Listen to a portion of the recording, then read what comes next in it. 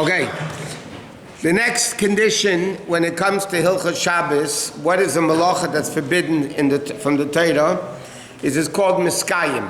It has to be something that lasts. Now it doesn't mean permanent. Most poskim say if it lasts even for Shabbos, it's called permanent. For instance, you have, I'll give you a few examples before we get into all the private details. Normally writing, when you write with a pen or pencil, it lasts. But what happens if somebody's car window is very dirty, and people would write on the dirt, "Wash me," or something else like that. Or you have sometimes, Californians don't know what it is. When it's cold outside, then your windows with the heat on, it gets very fogged up. So technically you could write with it. You can write on it, whatever you want to write. So that, it's not going to last. Even if the car is dirty, it's not going to last, the writing that you're doing. It's not going to last on the window. So then, it's still rabbinically forbidden. It's not biblically forbidden even though you wrote 2 letters, because it's not permanent. It's not made to do permanent. If somebody writes with ink, or anything that gets erased right away within the 24 hours, it's not called miskayim, but it's still rabbinically forbidden. Or let's say a person makes a knot. One of the halachos in Shabbos is what's called kosher. Kosher means making a knot. Now many opinions say it has to be a professional knot. Other opinions say it has to be a knot that lasts. So now the question is, you tie your shoes, you basically make a knot and then a bow on top of the knot. Now why isn't that a knot? You tie your shoe in a bow and you tied it. Why is that allowed? Or somebody wears a tie and they make the tie on Shabbos. So the question, why are you allowed to do that on Shabbos? Because it's not even called a knot. Halachically, not only because it doesn't last long. It's not even called a knot because it's made to take out within 24 hours. It's made for that. So therefore, like we said, closing your zipper is not called sewing. Or putting up a folding table is not called building, because you're not building a table, you're putting up a folding table. Or you close your zipper, you're not sewing. You close your jacket with a button, it doesn't mean you sewed it. You close your jacket, nobody says you just sewed your pants or sewed your jacket. What? A tie that you don't have to remove, you don't have to totally open it, but you loosen it up after Shabbat, and you're going to go next week again and tie properly. So if you're doing it on Shabbos, a knot it's preferred, if you're making the tie on Shabbos, it's preferred, the knot of the tie on Shabbos, it's preferred you should take it out after Shabbos. Because then you're showing you don't want it to last a permanent thing. Oh, to undo the tie. Right. So let's say there are many people that are lazy and they don't always make the tie. They make the tie and then they loosen it, put it over the head and they put it back on like that. There's some lazy people in the world. So in that case, if you make the tie on Shabbos and you're planning to keep it for a few weeks, could be a shaila. I'm not saying it's definitely forbidden because many opinions say any knot you can take out with one hand is not called a knot. But not everybody agrees with that. So if you make planning that it should last for a long period of time, then it could be a question. If somebody ties their shoes in a way that they are too lazy to untie their shoes and tie their shoes, right? So they just slip them off and slip them back on. Okay? And the knot can last for weeks. And then sometimes it comes apart on Shabbos and you make that knot on Shabbos that you're planning to keep for a few weeks, so that you wouldn't be able to do on Shabbos.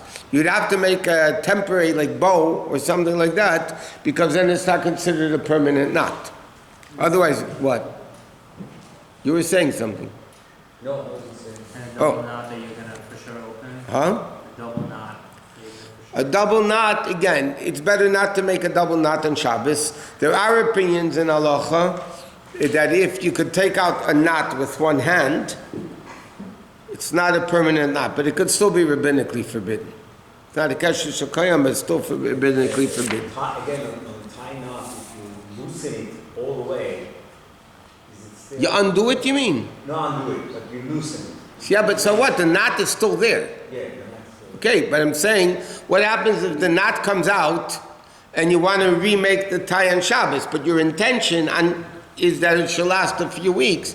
That you were, of course, you can make it before Shabbos and it keep lasting for weeks. What? Like for kids that say boots in the, on a winter trip, even if you double knot them, sometimes it's still just open. So, and that's not even one hand, that's zero. Yeah, but the truth is, a double knot is called a knot. A knot with a bow over it is not called a permanent knot because those knots are made to take out. But a double knot is made to last. You're saying we should wear clip-on ties on Shabbos? Yeah, you wear clip-on ties. No, again, if you make a tie and you plan to take it all out that day, it's not a knot at all. It's not even called a... Okay, we'll get into, there's a lot of practical dinim of kosher that a lot of people will not even think about. Okay, the next is like this. There is what's called, this is a general rule in Torah, chotzi shiur, half the amount is biblically forbidden, even though you're not punishable. Which means, let's say the Torah says you're not allowed to eat pig, okay, treif. Now, if somebody eats chazer, they would get whipped. If they were warned, they would get lashes, malchus. Let's say, for argument's sake, kazayas is 1 ounce of pig. So if you eat 1 ounce of pig, you're going to get lashes. What happens if somebody eats a half an ounce of pig? Or 3/4 of an ounce? Or a 1/4 of an ounce of pig? So it's called half the amount. The Torah says the amount that you have to eat is a kazayas to be punished. So what happens if you eat a half of the amount? Is that biblically forbidden or rabbinically forbidden? So there's a very famous, one of the most famous arguments in the Gemara in Masechtas Yoma between Rabbi Yochanan and Reish Lakish. Rabbi Yochanan says, Chatzi shir aser min ha-Torah. It's biblically forbidden. You're not punishable, but it's still biblically forbidden. Reish Lakish says, Chatzi shir muter min ha-Torah. It's permissible in the Torah. It's rabbinically forbidden, but everybody says that even when you eat a half a kazayas, you don't get biblical punishment. It's still forbidden, but you can't get punished because you didn't eat enough of it. That's one aspect. So you do the whole thing, but you don't eat the whole amount. The same thing, let's say, by writing.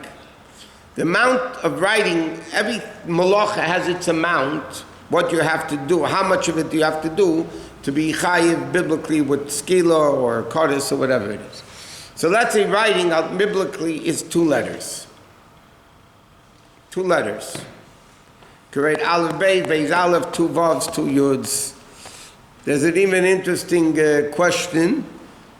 It shows just, it depends. Okay, well, just to say the interesting question. In a Sefer Torah, the letter ches, different ways of writing and different customs. But let's say it's a vav and a zayin. If you look at the letter ches in the Sefer Torah, many times it's a vav and a zayin with a crown on top. A crown on top. Yeah? That's a ches. So what happens if somebody erases the crown of the ches? So now he just created a vav and a zayin. Right? Because like this, it's 1 letter ches.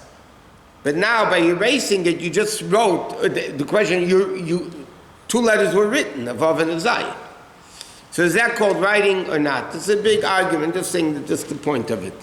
So if somebody, let's say, so to write, biblically to be forbidden writing on Shabbos, you have to write 2 letters. What happens if somebody writes 1 letter? Instead of aleph beis, they wrote aleph.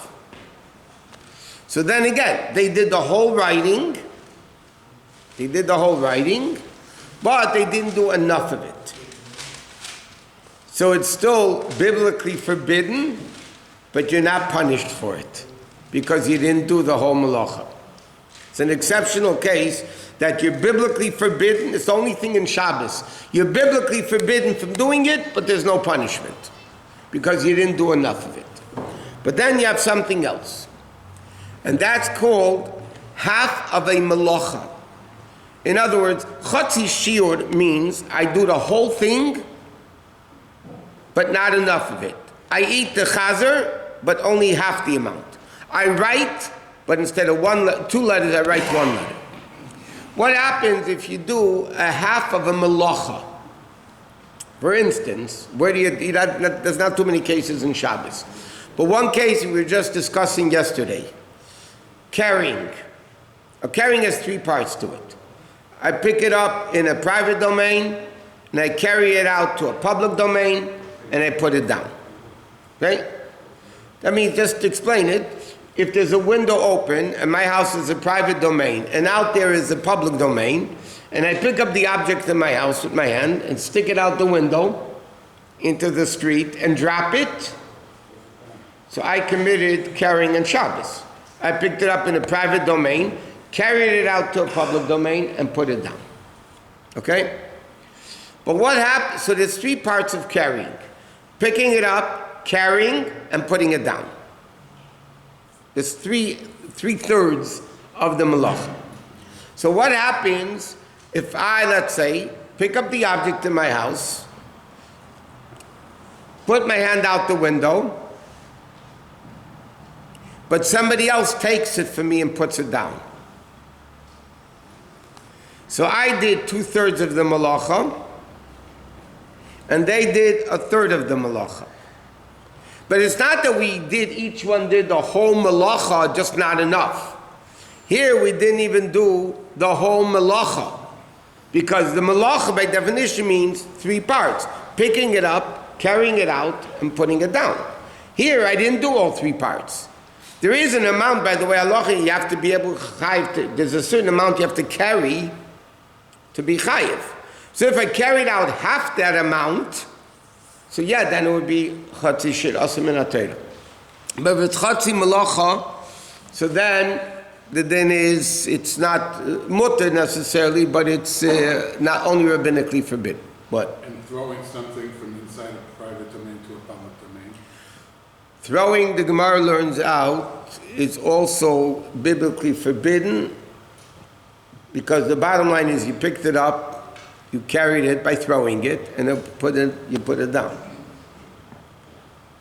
But if somebody's receiving it, then So if I pick it up, put it out, and somebody takes it in my hand and puts it down, if they don't, all three of us, both of us, did rabbinically forbidden stuff.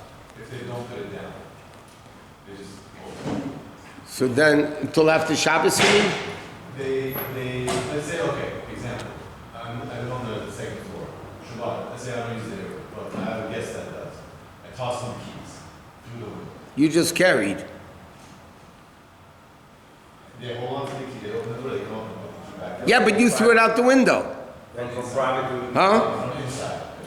So that's carrying from inside, outside, outside, inside. Yeah, but when he caught it, you put it down. He didn't grab it from the air, let's say. If he did, that's a different story. But if his hand was out, and you had good aim, and you threw it into his hand, you did that halacha also. Because he would have taken away his hand, it would have landed on the ground anyway. So all these cases, it's interesting. There's another case of this, by the way. What's called two people do a malacha together. Okay? So let's say this sefer, and now normally this sefer, when you normally carry it outside, you have one person carrying it. Okay? What happens if two people carry out this book together? Or two people together hold a pen and write together. Shnayim sha'asu. Two people that did the malacha. So the din is, if it's a malacha that each one could do on their own, that means I could carry the book out myself, I don't need you to carry the book out. So then, I only did half, you only did half, and it's only rabbinically forbidden. What happens though, if it's something I cannot do alone? Let's say I want to carry out this table. It's very heavy.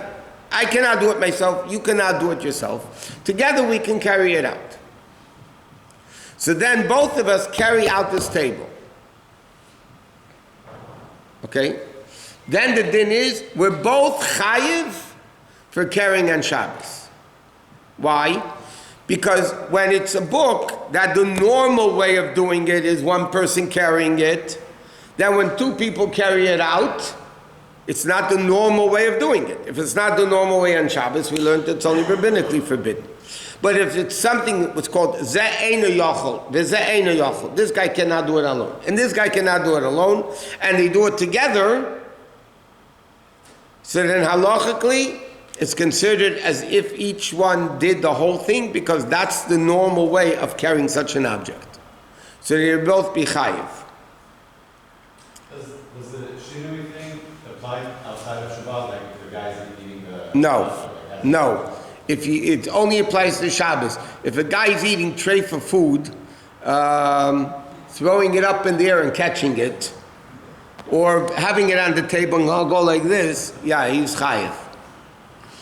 Shinu is only generally speaking, it's only about Shabbos, not about any other malach, any other Isser. Okay, it's interesting because tonight's Chitas Kislev, in today's Tanya that finishes Tanya, the Alter Rebbe speaks about dividing up the Shas, the whole Gemara, that the community should finish the whole Gemara, the whole Shas every year. So everybody would take a tractate, they would learn it during the year, and throughout the whole city, or a different minyan or whatever, they would finish the whole tractate. So the Rebbe once explained that based on the halacha we just explained, that if one can't and the other one can't, and they do it together, it's like both of them did the whole thing. We just said, if two people can't carry, one person cannot carry out this table, but two people could. So because I can't and you can't, but we can do it together, so it's like we did both the whole malach of Shabbos. Right? So we both get completely punished. So the Rebbe says it's not feasible for most people to learn the whole Shas, the all tractates of Gemara. So when this guy can't and this guy can't, and everybody does it together, the Rebbe said according to this halacha and Shabbos, it means that it's like everybody learned the whole Shas every year. Because again, you're doing a malacha together, you can't do it alone, you can't do it alone, they can't do it alone, but together you're doing it. So everybody is finishing Shas.